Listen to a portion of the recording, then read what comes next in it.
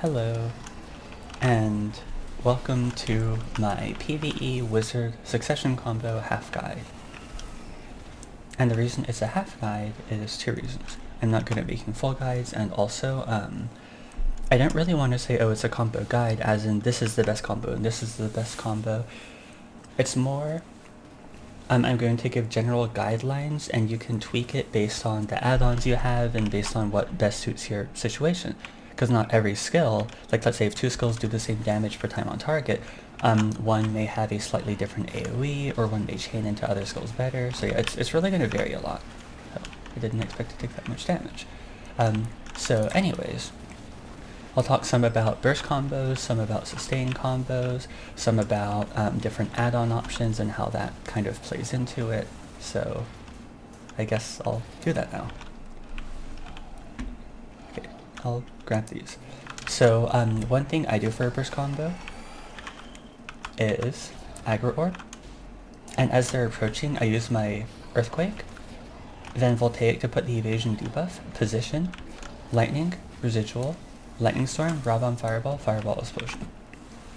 Now a lot of people would actually prefer to open this after you get the evasion debuff on them with a regular fireball because they have the 10% cast speed add-on on it.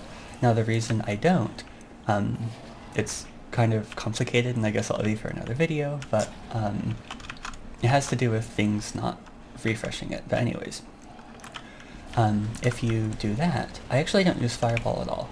Evasion debuff, fireball, raw bomb, fireball explosion, lightning, residual, lightning storm.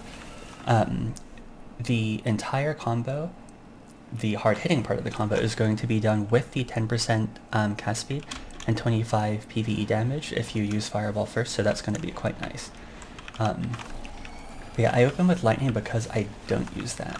Mine's a little bit different-y, but I know it's pretty common for high-end wizard grinders to use it on fireball, so I definitely have to go over that.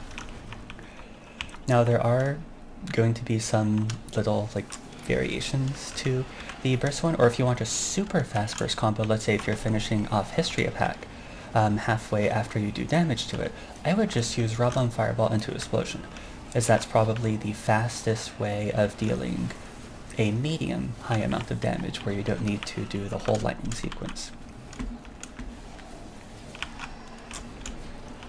So yep, that's pretty much how to burst things. There's something else I want to say that I forget. But yeah, the most important thing to keep in mind for that is skills as they're approaching, followed by evasion debuff, followed by your lightning high damage skills, followed by your fire high damage skills. And multi-air is good for finishing things off if they're not already dead. However, in a pack like this, I should have been using my sustain damage combo, which I will love to talk about because it's really cool. It's actually much cooler than the burst one. And again, it's not a specific combo and it will vary based on a variety of factors, but I'll give you a general template, kind of. Oh, I'm at the perfect pack to do this. I'll kill some of these, and then I will... Actually, I'll do two different ones. So basically with sustained damage combos, what you need to keep in mind is that a lot of your stuff will end up on cooldown. So I'll use the Earthquake still, I'll use Voltaic, I'll use Equilibrium Break too, I'll position, I'll use two multi-arrows, followed by my normal lightning sequence, followed by normal fire, followed by two more multi-arrows, and then I can't use my lightning again, so then I'll chain my awakening skills, and a frigid fog, and possibly a meteor if I have it available, into two additional multi-arrows, and then my lightning will be pretty much off cooldown. So I'll show you that in proper fast motion against this pack. I don't think I'll be able to say it because it's kind of fast. I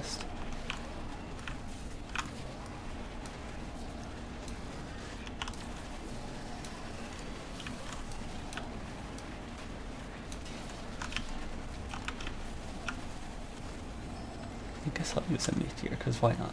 And you see how now, after I did all that, my lightning is about ready to be cast again.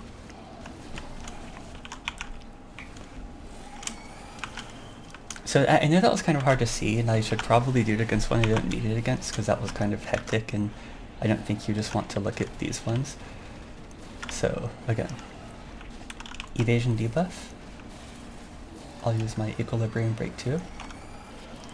Followed by 2 multi-arrows. That's very important. You want to be pretty much spamming this off cooldown.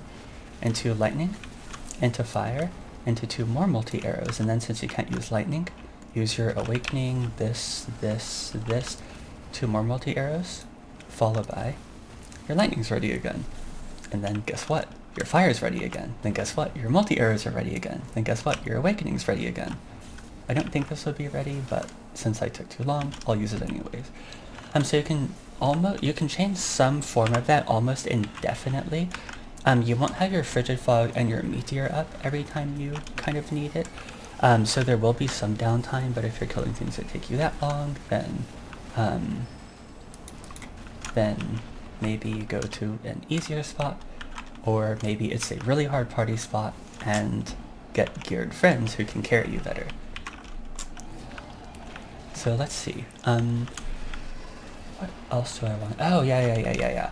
Now for a super sweaty try-hard sustain damage, which I probably won't do when I'm fighting things, just because it's a little bit easier to show and explain.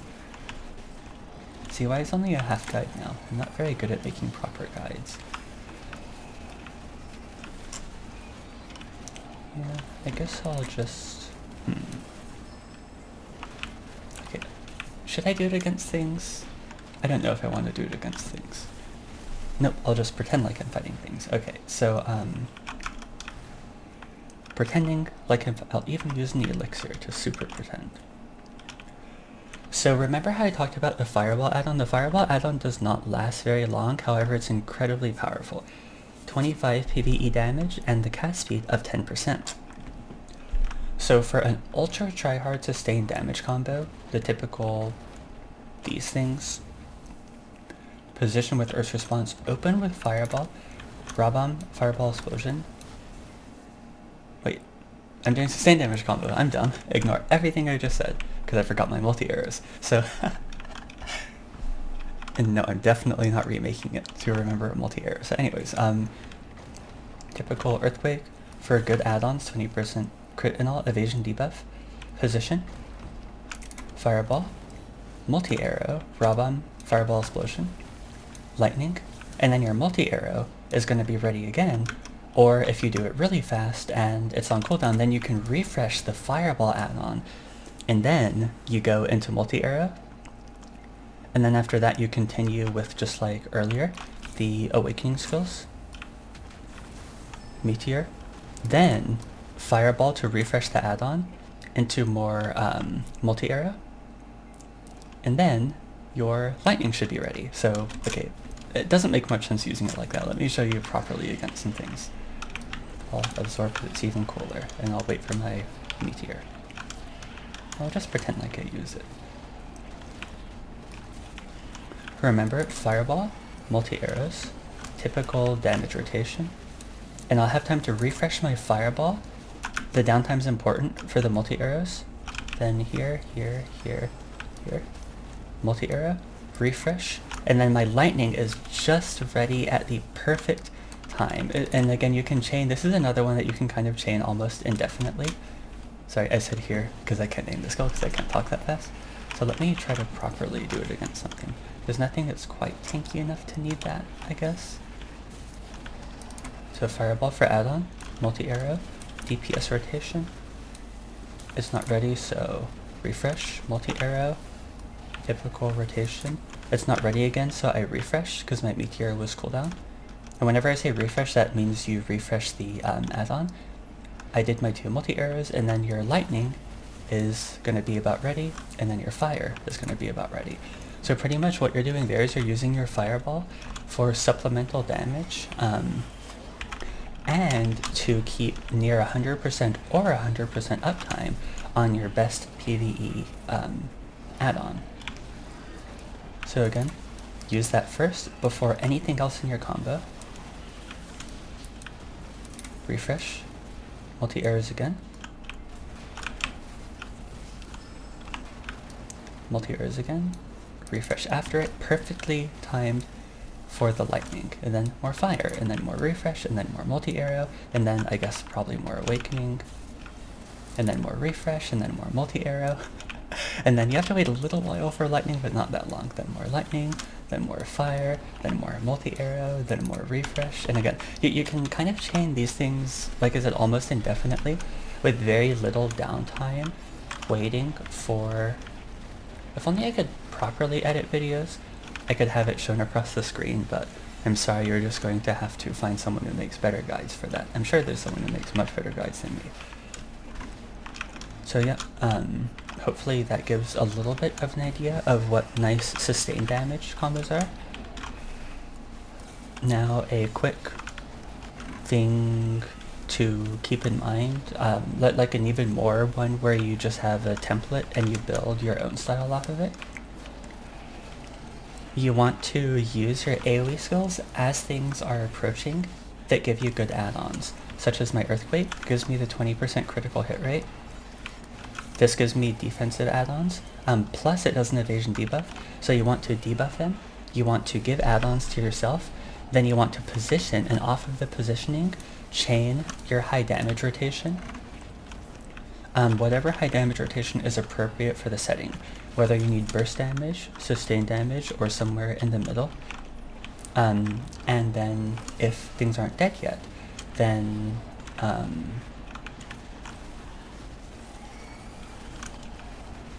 I forgot what I was going to say, so I'm just going to go ahead and say I already did the guide, so you should know exactly what to do by now if things aren't dead. So yep, I hope you enjoyed that, and if it's bad and everyone hates it, I'll try to make a better guide. But hopefully that's not going to happen, because I don't think I can make a better guide. So that is my half combo guide of PVE, and thank you for watching.